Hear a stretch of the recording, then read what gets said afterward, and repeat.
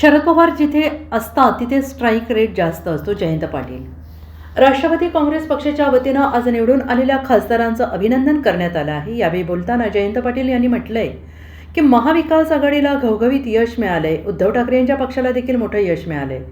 महाविकास आघाडीतील सर्व पक्षांनी एकत्र काम केलं, त्यामुळे महाविकास आघाडीला 32 जागा मिळाल्यात. पवार साहेबांनी कष्ट घेतले. उद्धव ठाकरे आणि राहुल गांधी यांच्या सभांमुळे महाराष्ट्रात सकारात्मक बदल आणि वातावरण निर्माण झाले. बजरंग सोनवणे यांच्या रूपातून आम्हाला बजरंग बली पावले आहेत, ते जॉईंट किलर ठरलेत, असं देखील जयंत पाटील यांनी म्हटलंय. ज्यांना पाडण्यासाठी अनेक अदृश्य शक्ती कामाला लागली होती ते आमचे अमोल कोल्हे हे देखील निवडून आलेत. राष्ट्रवादी शरदचंद्र पवार पक्षाची बैठक लवकरच होणार आहे, ज्यामध्ये पक्षाचे कमिटीचे प्रतिनिधी उपस्थित राहणार आहेत. राष्ट्रवादी पक्षाचा वर्धापन दिन 10 जून रोजी मोठ्या दिमाखात अहमदनगरमध्ये साजरा होणार आहे. यावेळी जाहीर सभा देखील होणार आहे. महाराष्ट्रात एकंदरीतच वातावरण पवार साहेबांच्या पुढाकाराने, उद्धव ठाकरे यांच्या पुढाकाराने आणि राहुल गांधींच्या पुढाकारामुळे सकारात्मक झालं आणि त्यातून महाराष्ट्रात हा विजय प्राप्त झालेला आहे. मी आपल्यासमोर या ठिकाणी सर्वप्रथम वर्धा लोकसभा मतदारसंघाचे आमचे उमेदवार निवडून आलेले खासदार अमर काळे साहेब यांचं स्वागत करतो.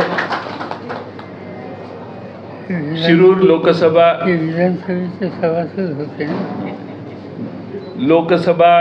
शिरूर मतदारसंघातील खासदार जे सुरुवातीपासून महाराष्ट्रात आणि देशात चर्चेत राहिले निवडणूक सुरू झाल्यापासून, आणि त्यांना पाडण्याचा विडा अनेकांनी उचललेला होता, ते डॉक्टर अमोल कोल्हे यांना आपल्यासमोर पुन्हा एकदा या ठिकाणी विनंती करतो. तिसरे आमचे खासदार आणि जायंट किलर म्हणेन मी, ते बजरंग बाप्पा सोनवणे. आमच्या पक्षाला बजरंग बली पावला असं म्हणण्यात नाही. त्या बजरंग बाप्पा सोनवणेंचं मी स्वागत करतो.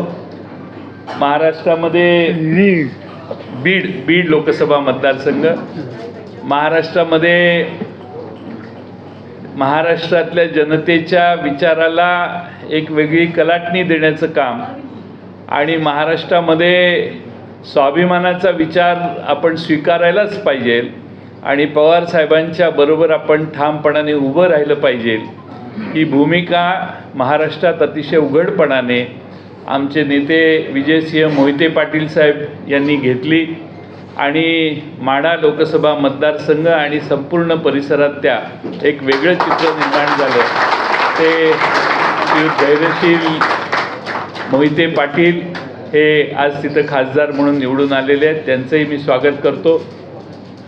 राष्ट्रवादी काँग्रेस शरदचंद्र पवार पक्षाची एक्सटेंडेड वर्किंग कमिटीची, नॅशनल वर्किंग कमिटीची मीटिंग ही 9 तारखेला दुपारी 3 वाजता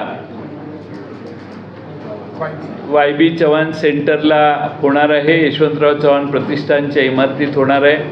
त्यात देशातले आमचे वेगवेगळ्या राज्यातले प्रतिनिधी आणि वर्किंग कमिटीमधले सदस्य त्या ठिकाणी त्या दिवशी हजर राहणार आहेत.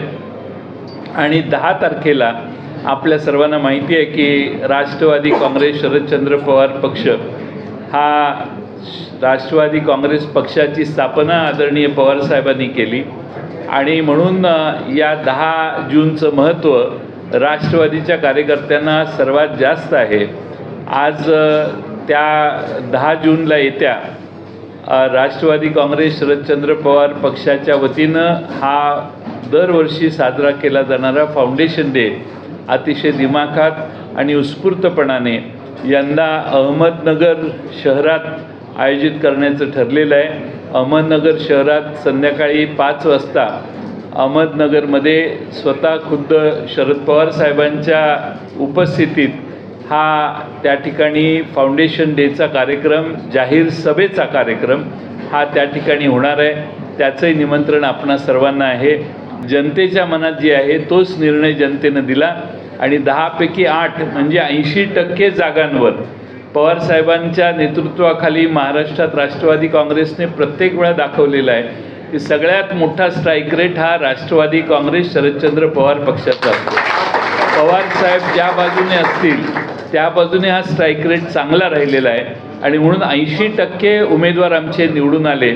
याबद्दल मी महाराष्ट्रातल्या राष्ट्रवादी काँग्रेसच्या सगळ्या कार्यकर्त्यांचे मनपूर्वक आभार मानतो आणि त्याचबरोबर आमचे सगळे मित्रपक्ष यांचेही आभार मानतो. धन्यवाद. Bureau report SBN Marathi.